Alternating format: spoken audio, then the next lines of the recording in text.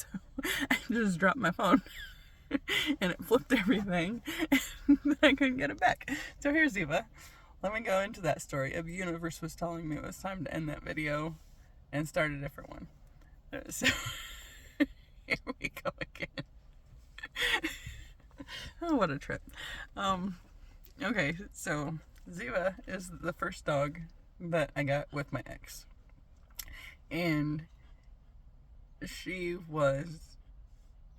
wanted a Kelpie because it was his dream dog for whatever reason. I didn't, as much as I love dogs, I didn't know a ton about Kelpies. Took off, might have bit off a little more than I could chew there. She's 11 now, so she's fabulous. Anyway, so I just wanted a rescue, and he wanted a Kelpie. It's like, all right, well, we can work this. We ended up going to Tennessee for this dog when we were living in Indiana to start with. And it was between her and her sister. It was the only two Kelpies they had, and the sister had a lot more of the black on her and not these perfectly symmetrical. There's a little teethy grin there. So because Ziva was the perfectly marked, we had to get her, and I love that we did. Because now that I'm making all these connections, okay, she was my first little. She's primarily black, which, as Jim Goddess said, that meant it was almost time. She's also a Capricorn, so she has a little grounding presence anyway because she's an Earth sign. And my Earth, I have no Earth in my chart, guys. Okay, I am. My Sun, Moon, Rising, Mercury, and Mars are all in Cancer. I'm a whole flood. I also have, I think these ones are like more generational, but like Neptune, Uranus, and Jupiter, I think, are all in Sagittarius. So I'm a spicy crab. Spicy super crab, that's what I call myself. But yeah, so Ziva was my little Earth sign puppy, and she hated my ex from the get-go. And she spent a lot of time like sitting on me anytime he was around, and I never thought that there was any further reasoning behind this. She was my little protector, I knew that. Oh my god. It's apparently 5 o'clock. I had no intention of being at the park this long. Here we are. But yeah, so now I'm seeing that, when I was in this toxic relationship, I had this dog that was basically my little source of protection. 3:33 on the clock. Yeah, and then I think guy thinks I'm nuts. Who cares? Then it was 2017 where we got the other two. The logic there was I wanted to get Ziva a friend, and it needed to be something that could keep up with her energy. So I did this mess to myself, y'all. Gidge, where'd you at? Gidge.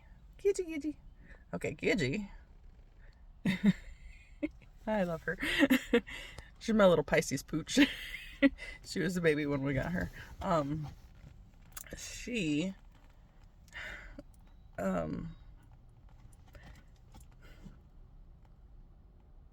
Her birthday is 2/22, so that was like, well, she's got to be with me. She was 12 weeks old when we got her. She is a Australian Shepherd Blue Heeler mix. Because the energy gotta match the Kelpie. Maybe not. And then Taz back here. Tazzy. Whew. Hey. Tazzy has the tree of life on his head. So I always used to joke around that that's how I knew they were meant to be mine, because 222. And then he's got a tree of life. And I love things that are interestingly complicated like that. Yeah. Anyway. I mean, it's 5 minutes in. Am I still going? I'm supposed to go somewhere at 7, and this lighting is weird because the sun's starting to hit me in the face now. Yeah, but today was the 5-year anniversary of us leaving. And, here's a story for you. Going back to that protection thing. There's a 555. So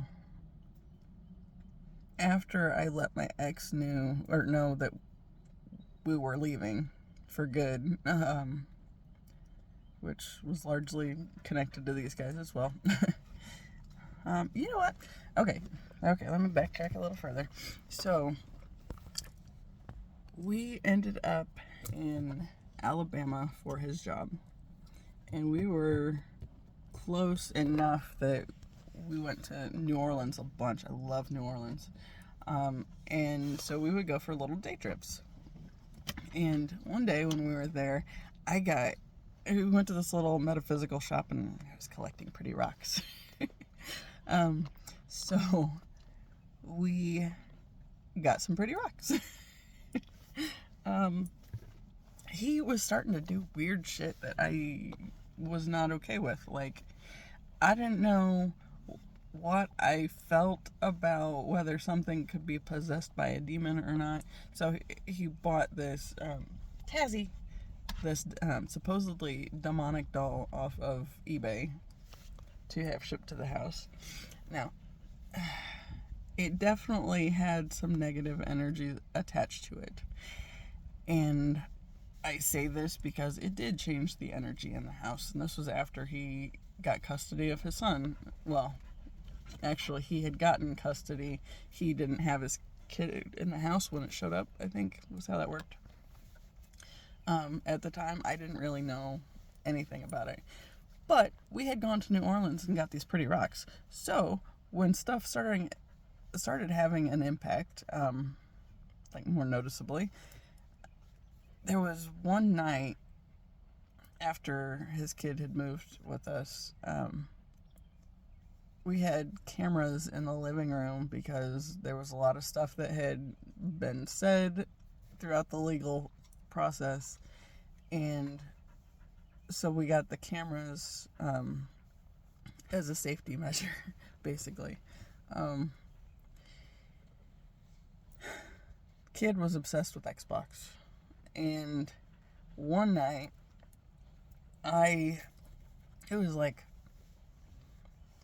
probably 4 o'clock in the morning, I don't know. I hear the Xbox start up in the other room because it was hooked up to the surround sound. It was loud. I figured that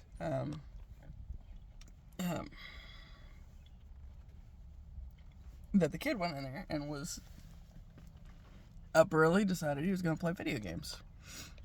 So I hear the Xbox turn on. It wakes me up, so I turn the cameras on and see what's going on. And there's nothing going on out there, guys. It's completely dark. The only thing I see is the cat sitting in the recliner cleaning her belly.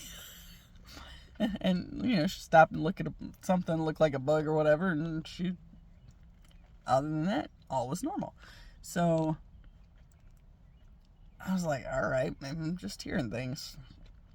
And so I shut the camera thing off and went back to bed.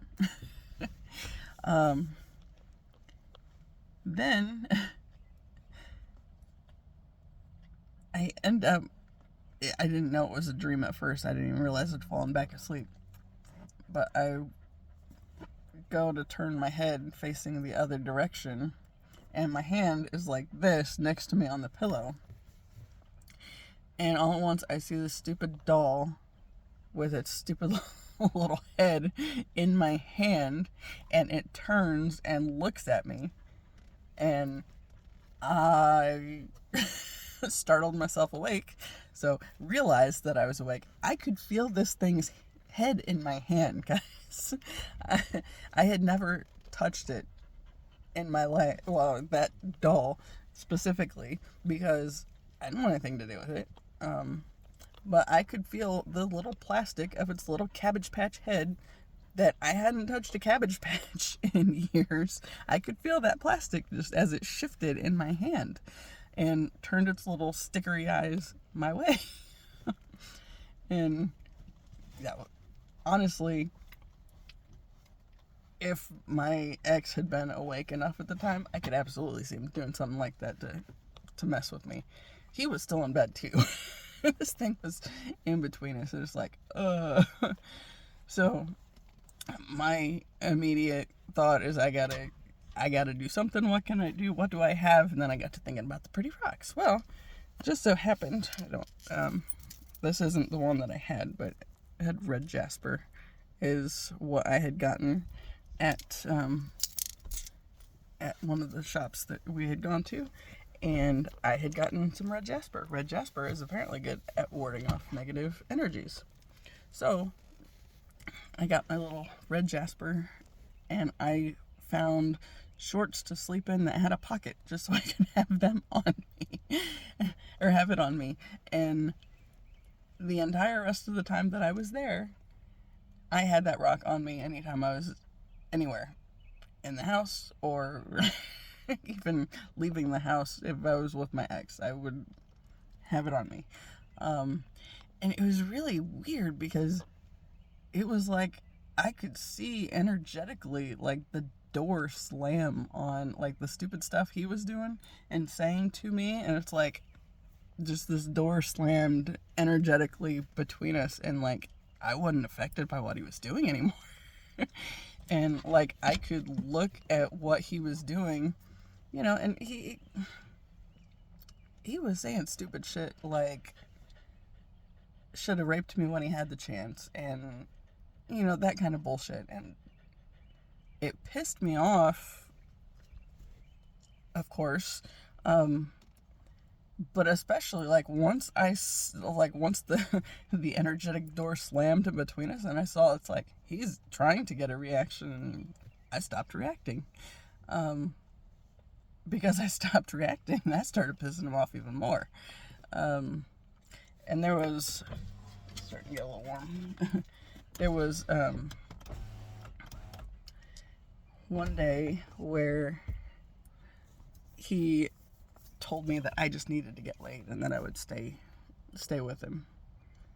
And like he tried to force himself on me, like I was in the bedroom. Mind you, he'd been saying this shit about should have raped me since when he had the chance for I don't know how long, and it was pissing me off. It was at least as long as that stupid doll had been in the house. But I had been kind of reclining on the bed, not completely laying down, when he tried to force himself on me, and I just shoved him as hard as I could, and immediately all three dogs, there I went into the story. They all jumped like immediately to like in sync. Gidge, she's the baby, so she laid across my chest. Taz stood over my waist, and Ziva was down over my feet, and Ziva and Taz were just snarling at him. So it was 2019, so I think Taz would have been 3, Ziva was 6, and immediately, that voice is back, and it says, they're doing their job, they are protecting you, now it's your job to protect them. It's time to go. And when I had pushed my ex, he stumbled back into the wall and like fell and hit the ground. I mean, like he hit the wall and then kind of slid to the ground. And when he got up, he was kind of swatting at him, trying to get this one especially to react. And I knew that he was trying to get her to bite him, and I knew she wanted to. And so it was up to me in that moment to protect her and all of them. So I think that was the last week that we were there. But yeah, the Jasper, hey, pretty rocks work. If you feel drawn to a pretty rock, get the pretty rock. Yeah. But now I'm just realizing that, it's like, it was basically like, okay, Source or whatever you want to call it, Source's way of protecting me at a time that I was otherwise unable and not thinking I was strong enough to do it on my own. Then I had the dogs, and then it was like, now it's time. Now we gotta do it. And I'd been packing my stuff up, and we were leaving actively, so he made it so we only had one working vehicle, despite the fact that there were two in the driveway that should have worked. But he wanted to make sure I couldn't go anywhere without his knowing. So he got it to where I had to take him to work and drop him off. Okay, they're going the other way. I had to take him to work and drop him off, and then I would come home and I would pack. I'd gotten a little job in that time, and it didn't pay much. It was a little delivery driver job. I set it up so the first thing I did was go and get a separate bank account, because he already had a separate one, so it really didn't matter on that end. I didn't tell him about it, and I set it up to where $75 each week would go into the joint account, because otherwise I knew he would be looking at it like, why are you even doing this job? You're not getting paid. Well, so $75 a week at least kept him from asking questions at first. Yeah.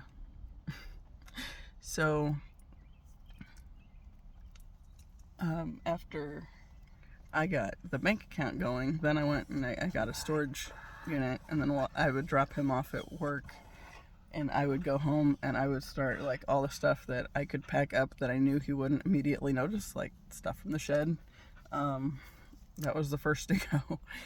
Then I started shifting it out and putting it in the storage unit, and I would spend hours while he was gone. I would pack and move it out and be done with it long before I went to pick him back up for work.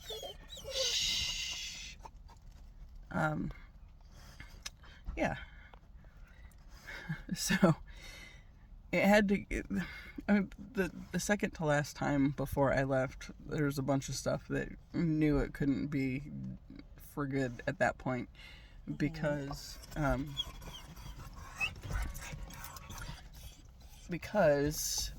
like the first time I'd been packing stuff up and just putting it in the front room. So then when he found out that I was leaving, then he went and like stole a bunch of stuff out and would hide it around the house. Because I had to move back home with my parents. My mom was watching my niece at the time. I think she was almost a year and a half, two, somewhere around there. She wouldn't let me bring these two, Gidget and Taz, with me.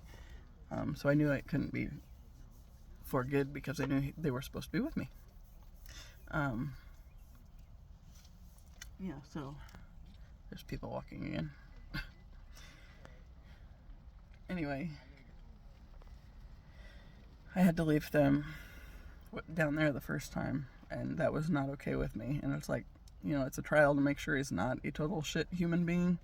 And then he would work intentionally at times, anywhere. He'd be gone for like at least 12 hours a day, and because he didn't want to come home if nobody's going to be home. And so like that first time when I wasn't there, he'd leave these two in the box for while he was at work, and that might be 12, 14 hours a day. Or he might just decide to go out with some people afterwards. And then Gidget at one point ate one of his basketball hats, one of his favorite basketball teams. He did not like that. But he couldn't be mad at her. She was just a puppy. She was born in 2017. Yeah, so I think she was 10 months old when I had to leave her there. And that has caused other issues, but another story for another day. But since I had to leave those two behind because my mom didn't know them, I had to go back. There was no way I was going to leave them there forever. And as it was in the time that I was in Indiana while he was still in Alabama, and while my dogs were in Alabama more, when I left that time, December 2017, I had been spending months on his legal shit for his custody case because his kid's mom was doing everything she could and making up lies about his family members, and she put me on there too, and I wasn't going to tolerate that for my name because I hadn't done the shit she said, and for either of him or his brother or his parents or their parents, I couldn't allow what she was saying to just pass by. Like, I mean, when there are people actually doing that kind of crap and you're just trying to get attention for it, that I'm not okay with that. So I wasn't working at the time, and I just was like totally consumed with piecing together all this stuff for his custody case, because look, he was never a good dad. I'm not going to say that he was. However, it seemed like the lesser of two evils, because at least if the court says your kid has to be in therapy, he was going to make sure that kid was in therapy. Just if his sole meaning for or purpose of doing so was to look better than she did, and she would bounce the kid between different doctors, different schools, all this stuff, telling lies, and as soon as they caught on to the fact that they were lies, then she'd bump into another one to go tell the sob story somewhere else. The sob stories that were lies. So I wasn't okay with that, and especially when she started throwing my name on stuff. We had the kid in 2017 for his spring break, and we knew the only reason we allowed to have him at that time, and so willingly, she was so nice about making sure we had that kid, so he could have a good trip with his dad. We knew she was up to something. And so when we took the kid back, so it's just a matter of time, and then we ended up getting hit with a protective order with a bunch of made up shit. So I had to focus on like getting that stuff organized, and my ex's first attorney that he had before this whole bag of worms got opened, can of worms, whatever, she quit. She couldn't handle the stress of it anymore, and so I took it upon myself to look up different attorneys to find somebody who could keep everything contained within one court, so we could get it all seen and put out there, and so that would knock the lies and that kind of bullshit out of there. So, I spent all this time working on putting this case together, and he would come home every day and, what are you doing? Nothing. Lazy and just say stupid shit. And it's like, working on your bullshit. Which didn't matter. Now, mind you, this was before the Jasper. Didn't find that until 2018. Wish I had, might have got out of there sooner.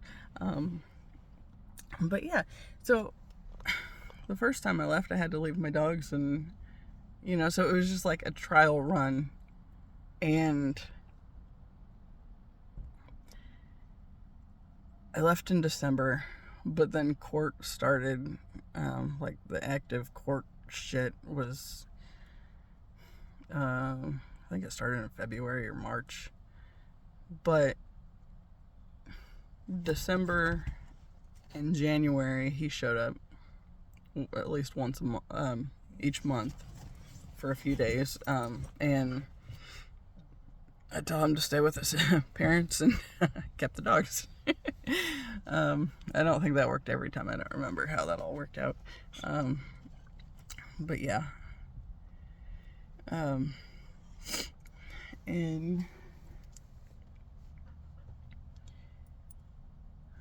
okay, then he had to come up for court February, March, April. I think I went there in May and July. July I did because I wanted to go to the beach on my birthday. And since we didn't have his kid there yet, I took his brother and his daughter down with me so they could visit before anything with the custody shit got sorted out. And while the kid was away, and that wasn't a problem. And so we had a nice little trip. It was over my birthday. I think I drove back on my birthday, but I wanted to spend at least my birthday weekend on the beach. So we did that. But yeah, it was like back and forth a lot of that whole until the thing was done. In August, when I went back, it was after Tyler died. Tyler died July. So I'd started the healing process, so it was starting to work some stuff that I'd been carrying all my life out.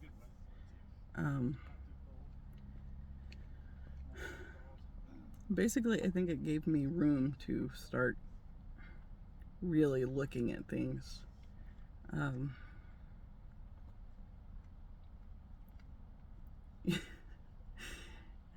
think in August, I went back down there with him. Actually, it might have been like right at the very end of July for August, because we were driving around town and I was singing. He was pissing me off, so I was singing to the corner of the car, like not to him. I was trying to cut him out, ignore him completely, and was singing softly to myself. So I'm pretty confident he didn't actually hear anything, or much of it anyway. He just more knew that I was. And he said, "You need to stop. I let you sing on your birthday. It's my birthday. You need to stop singing." Let me tell you, if I ever tried to sing in the car around him, he would have said something. I don't know, the birthday shit, who knows? I don't even remember at this point.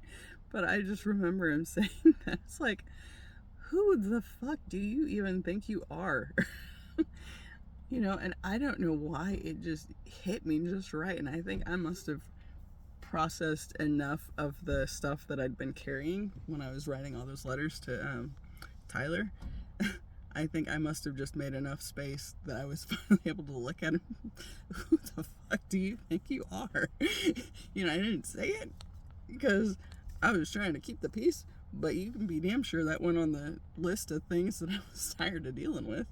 And I kind of just had a revolving list at that point, stupid shit he's doing that I'm not putting up with anymore.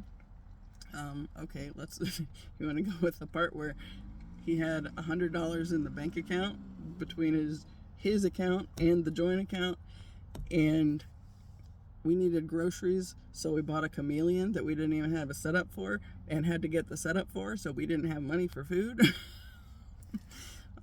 Or the